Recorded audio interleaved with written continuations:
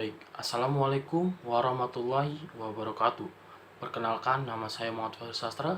Saya dari kelas 12 TKR 3. Di sini saya akan menjelaskan secara singkat apa itu hak asasi manusia atau biasa disingkat HAM. HAM ada sebuah konsep hukum dan normatif yang menyatakan bahwa manusia memiliki hak yang melekat pada dirinya sendiri karena ia adalah seorang manusia. Hak asasi manusia berlaku kapan saja, di mana saja, dan kepada siapa saja, sehingga sifatnya universal. HAM pada prinsipnya tidak dapat dicabut, tidak dapat dibagi-bagi, saling berhubungan, dan saling bergantung.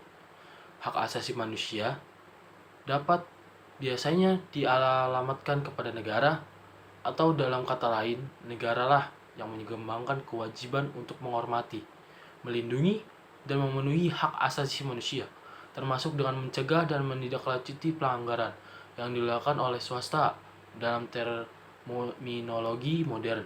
Hak asasi manusia dapat digolongkan menjadi hak sipil dan politik yang berkenan dengan kebebasan sipil, misalnya hak untuk hidup, hak untuk tidak disiksa, dan kebebasan berpendapat, serta hak ekonomi sosial dan budaya yang berkaitan dengan akses ke barang publik, seperti hak untuk memperoleh pendidikan yang layak, hak atas kesehatan, atau hak atas perumahan.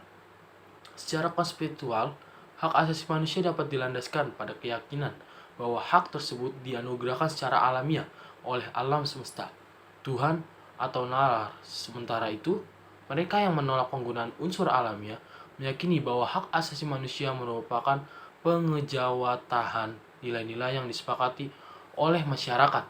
Ada pula yang menganggap HAM sebagai perwakilan dari klaim-klaim kaum yang tertindas. Dan pada saat yang sama juga, terdapat kelompok yang meragukan keberadaan HAM sama sekali dan menyatakan bahwa hak tersebut hanya ada karena manusia mencetuskan dan membicarakan konsep tersebut. Dari sudut pandang hukum internasional, hak asasi manusia dapat dibatasi atau dikurangi dengan syarat-syarat tertentu. Pembatasan biasanya harus ditentukan oleh hukum, memiliki tujuan yang sah, dan diperlukan dalam suatu masyarakat demokratis. Sementara itu, pengurangan hanya dapat dilakukan dalam keadaan darurat yang mengancam kehidupan bangsa dan pecahnya perang pun belum mencukupi syarat ini. Selama perang, hukum kemanusiaan internasional berlaku sebagai lex specialis. Walaupun begitu, sejumlah hak tetap tidak boleh dikesampingkan dalam keadaan apapun, seperti hak untuk bebas dari perbudakan maupun penyiksaan. Masyarakat kuno tidak mengenai konsep hak asasi manusia. Manusia universal seperti halnya seperti masyarakat modern.